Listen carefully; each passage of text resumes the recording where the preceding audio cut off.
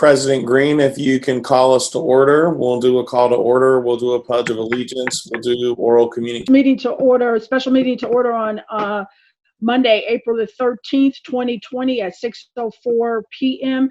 This is an opportunity for anyone in the community that has joined us to make a statement on an item that is on the agenda that we are going to be going into close. Are we closing? Nope, there's no closed session today.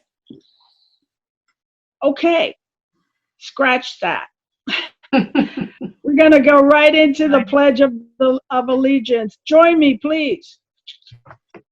I pledge allegiance to the flag of the United States of America and to the republic for which it stands, one nation, under God, indivisible, with liberty and justice for all.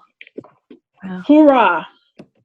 Well, this is oral communications. This is an opportunity to make your presentation to the board. We cannot speak on what it is that you're going to talk about, but this is an opportunity. Itoko, I can't see who might be on the line.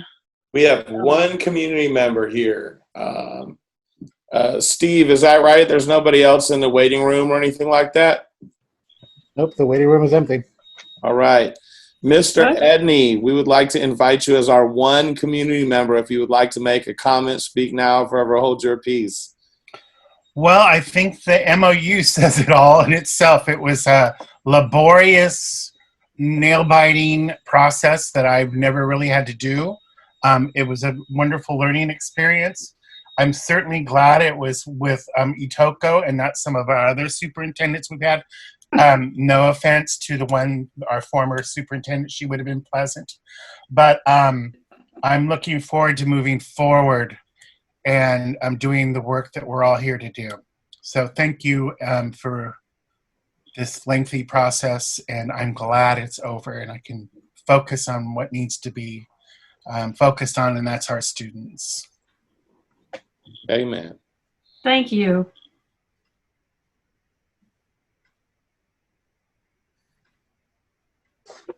Thank you for being here, Mr. Edney.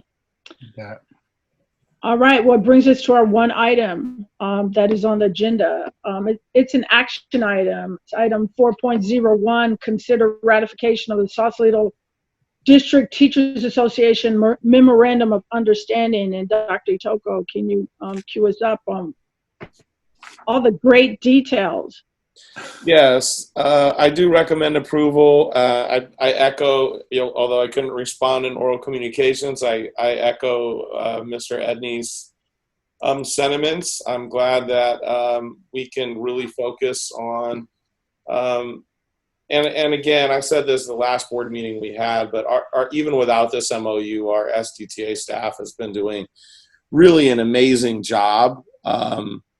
With emergency online learning. This is not something that we had a lot of time to plan for, and everybody has stepped up from doing read alouds with children to group meetings to setting up Google Classrooms to, I mean, we are have probably one of the most robust distance learning programs currently in the county, and I believe that this MOU will allow us to have one of the most robust distance learning programs in the state, and that is what we are charged with doing right now. And so I do recommend approval. Some highlights, some important details include things around sick leave and how leave will be covered during the pandemic. The flexibility of unit members to volunteer outside of their job description for the district during this time if we can't get things done with other employees. We have officially been mobilized as disaster service workers in Marin County, and so there's some language around that. Gives us the right to contract out work if necessary, if we can't cover the essential services required by our teaching staff. And it also lays out some provisions around what has to happen before school commences again. It includes notification provisions for unit members around the decision to extend school closures or to return to school. It maintains the managerial prerogative to assign unit members to perform their job duties within their job descriptions, including providing distance learning to students in accordance with safety guidelines from the federal and state authorities. It covers some training provisions and that I'm really looking forward to, that Mr. Edney and I can develop some training for staff around how to do all of these things that nobody knows how to do. I think we'll be much better figuring out how to do it together than individually.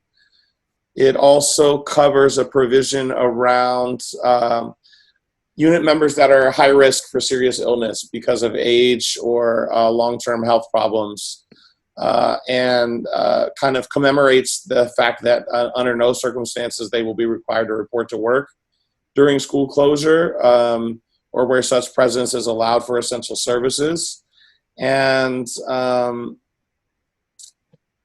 states that the unit members' compensation and benefits shall not be reduced in the event of emergency school closure, and that unit members are not assigned to provide any services.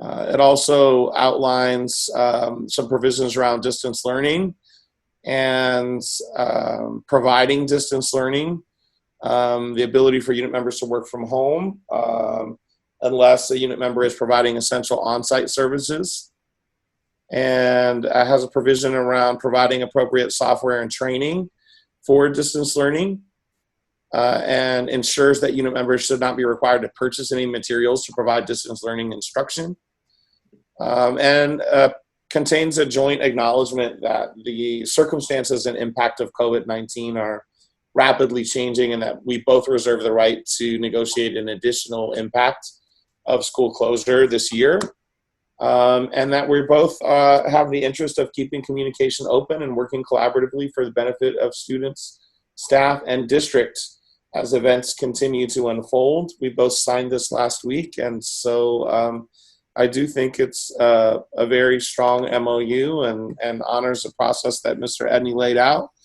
I too felt it was positive, and I recommend approval. With a time frame, sorry, is this does expire in June. It's really a side MOU to our regular collective bargaining agreement, right, due to these really extraordinary circumstances. Okay, thank you. So I have a question in 3 areas. On number 2, if you can just elaborate a little more on disaster service workers and what that means. Is that saying that now the certificated staff has become disaster service workers? We all, as school employees, as part of our contract and part of our credentials in the state of California, can be mobilized as disaster service workers. And so the county made a decision on Friday to activate disaster service workers. I will be sending out a survey to all of our folks to kind of rank in order what classification they are. If they're older than 65 or immunocompromised, or if they have a childcare issue, so that we can rank who we might call upon if the county tabs us. The county does have childcare centers open for essential workers. And so there has been an ask from the county office that we might have to provide some staff there. To date, the county, although we are mobilized as disaster service workers, we haven't had a requirement from the smaller districts in the county to provide staff yet, but that may change. So that's really what that refers to. And yes, we are all disaster service workers and can be mobilized in areas outside of our school district if the county needs us. Okay, so maybe that ties in with number 6, that the district has managerial prerogative to assign unit members to perform their job duties within their job description, including providing distance learning to students in accordance with safety guidance by federal and state authorities. It's a lot of work. What, can you break it down a little? Yeah, that more so covers the distance learning, but so at times student supervision is also part of our staff's work, and so we probably, if we are going to ask teachers to provide any childcare, that would be more so under the disaster service worker section, but you 6 could apply to a certain degree as well. Okay, and then my last question was on 12. Yes. And I was just wondering what the time frame is. Again, if you look at the very last line, the MOU shall expire in full without precedent on June 12th, unless modified or extended by mutual written agreement. So basically, this carries us through what normally would have been the final day of school, unless we get back together and decide to do something else. If we, for instance, hear that school may be closed through September, we might want to extend this agreement through school closure. Or if we get back together and decide on a different school calendar than the one that we approved, we might decide that this covers that. Okay, it was those last 4 words, to the extent feasible. That was throwing me a bit. Yeah, thank you.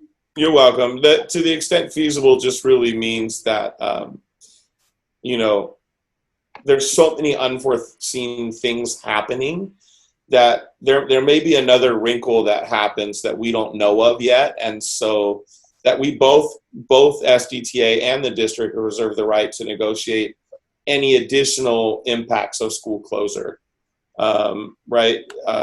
And so that's really what that is referring to. It's just we still don't know so much, and if we get a new piece of knowledge, we may that affects this agreement, we may have to come together and reopen it. Thank you. Are there any other questions? You know, my only comment is I really appreciate the hard work that's gone into this, and the keep your eyes on what matters and show the courage and commitment that you guys do. It's really great. I agree. Proud of you. Yeah. I'm grateful.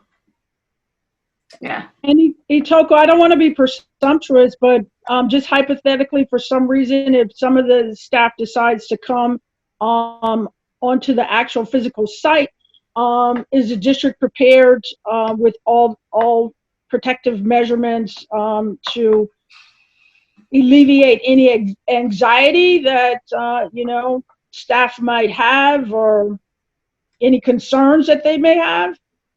Yeah, there are some provisions in this agreement around that, and absolutely, we're still actively practicing social distancing measures for any staff that has come to help with, for instance, food pantry distribution on Wednesdays. We have gloves, we have masks, we have hand sanitizer. I just actually was able to do 2 things today. One, find kind of a bulk distributor of masks and hand sanitizer. The price for masks was sort of for N95s was prohibitively high. They were charging $6 per mask, which we didn't feel would be a good use of resources. But the hand sanitizer price was good, and so we put in a bulk order for that. And we'll get pump stations and put them anywhere where anybody works. We've got greatly increased cleaning protocols over the last couple weeks. Anytime any human being goes into a classroom or any other space in the building that's been level 2 sanitized.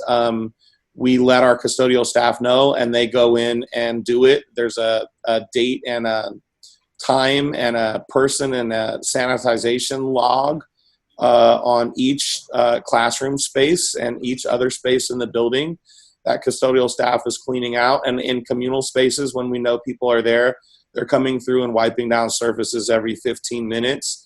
We're going to buy some new pump dispensers so that any place where any human might be, even in social isolation or social distancing, that there's sanitizer available. And we have procured, although we haven't yet been able to procure a cost-effective supply of N95 masks, what we have been able to do is get a high quantity of reusable polyester microfiber cloths, which 3 layers deep, provide about the same level of protection as an N95 mask. It's down to 3 microns, which is the size of the COVID-19 virus. And we have some busy hands that are helping to support make masks out of that material.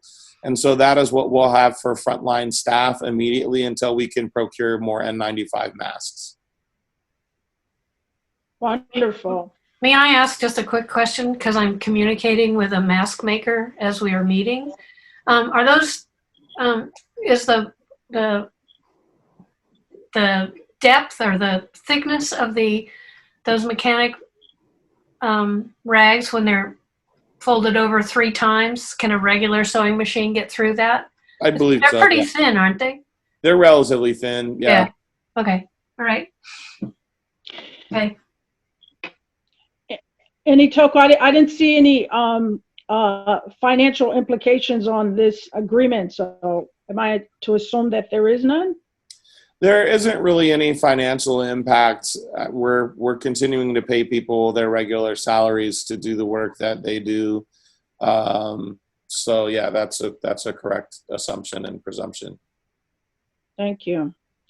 Bonnie, do you have any comments or concerns?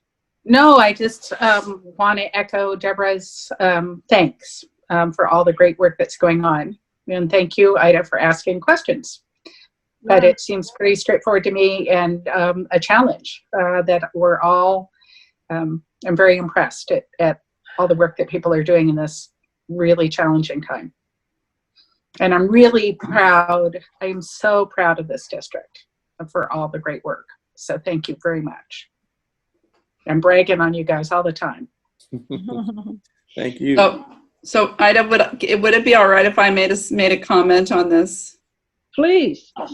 I just want to echo what everyone else is saying, and the extreme point of pride that I feel for the work that Atoko has been doing, that our teachers union have stepped up to do. In fact, all of the district's employees,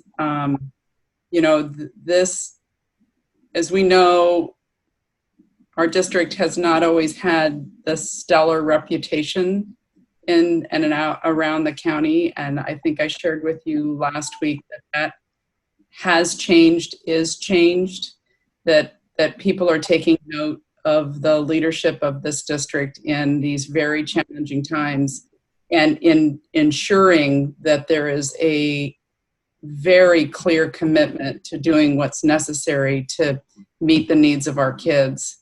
And that is, I think, really evidenced by the MOU that's before you, as you have management and labor came together and ensured that people would be treated well, and there would be safety measures to make sure that staff and employees are taken care of, but not at all were kids lost in this process. And I can just say, from the bystander role that I have right now, and seeing what's going on around the county, you all have a reason to feel very proud of the work that you're doing, is captured in this MOU. As I was reading in this morning's paper, I think in the Chronicle, about how frustrated a lot of people were about the slow start on distance learning, and I just kept scanning, hoping that someone would be quoting or reporting on our district and how how many great teachers are doing good work. And it's not easy. So I just want to say, it's understandable that people are frustrated out there because this is really hard to Imagine. turn on a dime and roll this out. And, you know, one of the things that I think that this staff and your administration does so well is they're really poised to pivot quickly and respond quickly because there's so much intimacy with our kids and families that there's no mystery about what they need. Yeah. Yeah. Well, and I was reading that there are some districts where not all the kids even have access to computers yet. And thinking about how quickly that was handled and how well that was handled, and, you know, also the great partnership with the library to make that happen. But again, just very, very proud. Thank you. And thanks for enforcing that, Tarina. Absolutely. All I had to do was cure them on.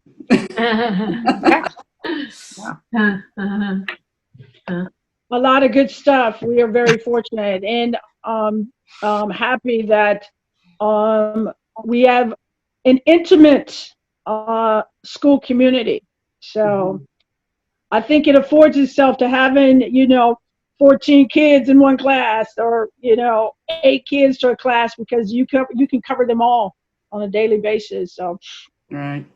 thank you once again. So this is an action item unless there's some other comments to be made.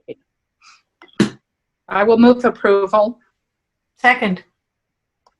It has been moved and second. All in favor?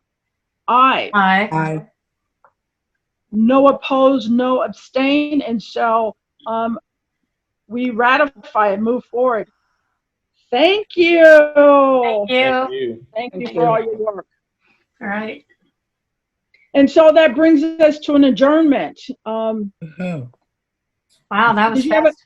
Did you have a question, Mr. Edney? No, I'm feeling really relieved and really proud that, well, you know, I also, just to kind of let you know, I also have privy to other districts in Marin County, and listening to some of the stuff that's going on in different districts, I feel very fortunate, and I feel like we are ahead of the game in so many areas than the other districts are, and it becomes more of a family to me when I'm hearing some of the stuff that's out there and going on, and we're able to do this turnaround in probably 2 weeks. We were out there teaching kids, but you know, getting this MOU finished, and so we can do the job that we need to do is really incredible. And we've got other districts out there that are still trying to plow through this stuff, and we're not doing that. We're moving on, and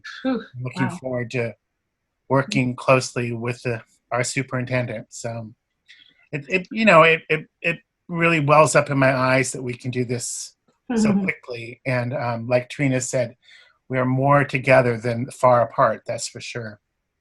Absolutely. Thank you, everybody, for the yes, definitely. Because I'm learning too. I really am. All of us. You know, it's amazing. It's amazing. It's an unprecedented time. No doubt. Yes, and so virtual learning has become our friend. Yes, it has. As we shelter in place. All right. Thank you so much for your time and all the good work. Once again, here's your favorite part. I move that we adjourn. Is that right? All right. It's been moved.